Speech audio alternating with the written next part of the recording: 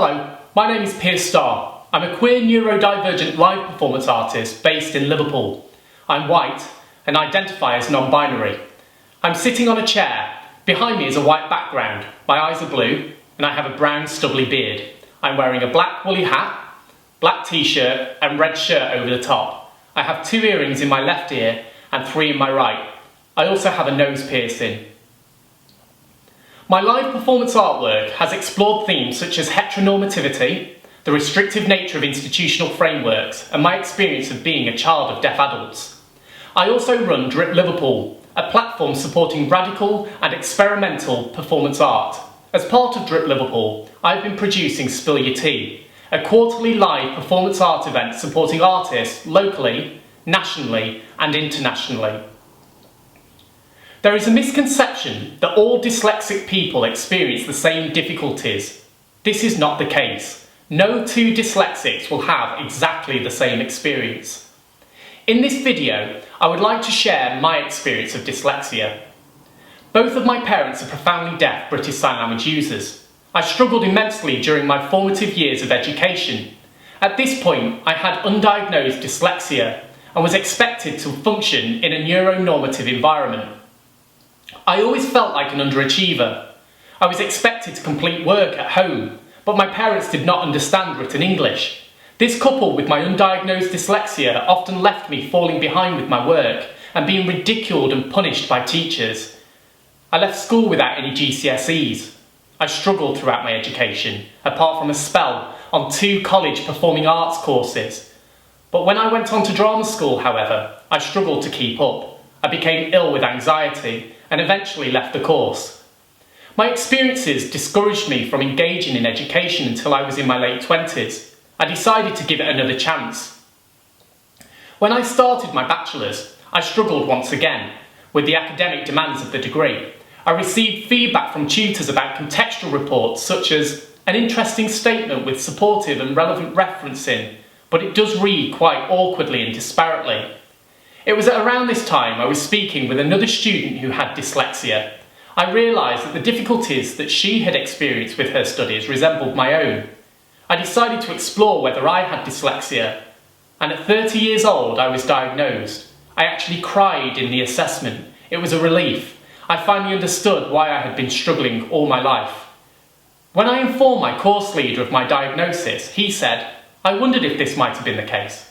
He had wondered, but he hadn't mentioned this to me. Instead, I was left feeling like I was stupid and academically incapable. With the correct support, and even then it was a struggle, I was able to achieve a first-class degree, and for the first time I wondered if I was actually academically capable. However, coming out of university and into the art world, I felt once more academically incapable. As a fledgling new artist, I had no access support. How was I to write an application? How was I to obtain funding and commissions? Being in an environment where you are expected to be literate and able to assemble an application triggers and reinforces internalised feelings of inadequacy. I often feel like an imposter despite having a first-class degree. I have these deeply embedded feelings of inadequacy.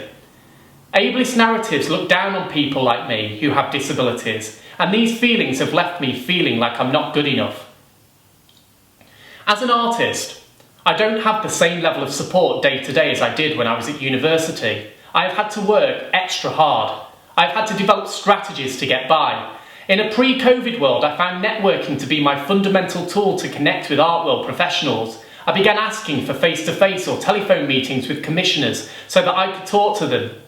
I would explain my disability and ask whether I could provide a face-to-face or telephone application.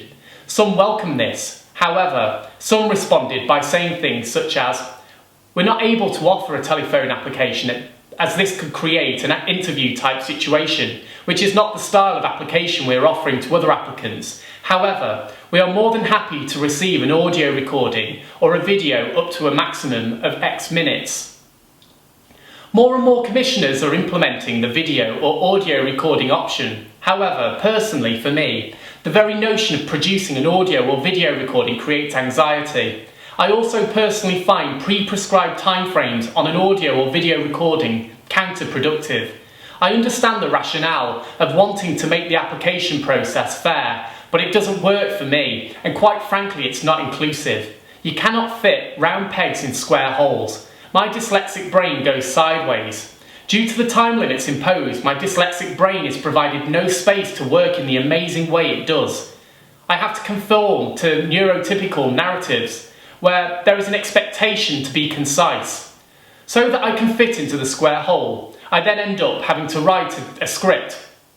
The time it takes me to write a script, I might as well just write the application. The written application process takes me weeks with little or no support. Once completed, I'm then on to the next application, repeating the whole process again. The experience is completely debilitating and depleting. I've resorted to asking for help from whoever I can. Everyone I have asked has done so out of the goodness of their heart because they want to support me. But this is unfair on them, and it's unfair on me. It leaves me feeling an enormous sense of guilt as they find themselves becoming consumed by my obstacles. And to add to this, they are not receiving any remuneration for their time. The very notion of talking to a camera or on a voice recording leads to me feeling exceptionally anxious. I'm in fact feeling anxious delivering this video, which also was initially to a time frame and took me several days to write. I applied for a performance opportunity a few years ago and found myself doing the recording over 100 times. My anxiety coupled with my dyslexia makes it difficult for me to put my thoughts into words. I begin speaking in halted phrases, I leave sentences incomplete, I stutter under stress, I mispronounce long words and transpose phrases, words and syllables when speaking. I also feel like I need to make an impression and as such need to come across in a certain way because let's face it, in a neurotypical world, if you don't, you won't be given a chance. I feel I have to be concise and demonstrate confidence and charisma. Doing an application in this way puts me at an unfair disadvantage. Someone who has submitted a written application would not be judged on these merits. Speaking on video or an audio recording is not the same as having a conversation with a person. Speaking with a person and getting a response would alleviate these anxieties and barriers and would provide adequate accessibility for my dyslexia.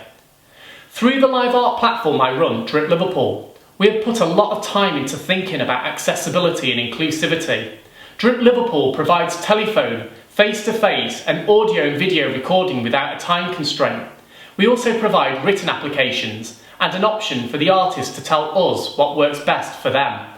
We are ready to be flexible and we are ready to unlearn neurotypical and ability normative ideals.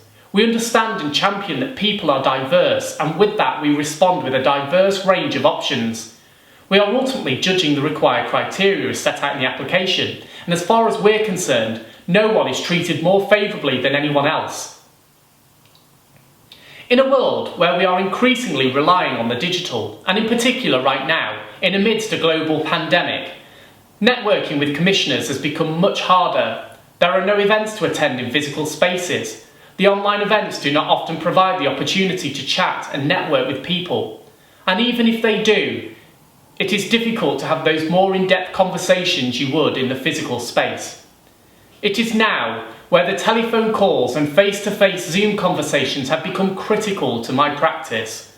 However, it would seem the only networking option on offer is through written means such as emails. I don't feel I have the same playing field as someone who is not neurodiverse.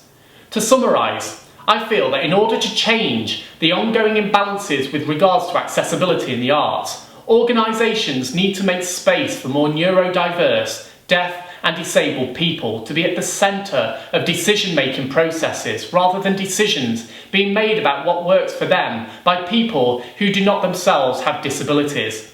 I also feel that the fundamental areas that need to be addressed are neurotypical attitudes. My neurodivergent reality is not shared by neurotypical people because to you, your norm is literacy. Take time to make society work for everyone, including neurodiverse folk. I'm not stupid, I'm not thick, I'm dyslexic. Take time to consider the inaccessibility I'm facing. Don't just make decisions about what you think will work for us. Provide space for us to tell you what works for us. I don't want to keep trying to function like a neurotypical individual. I'm tired and I need your support to make opportunities within the arts more accessible. be open, be willing to be patient, empower us to use our own amazingly neurodivergent brains.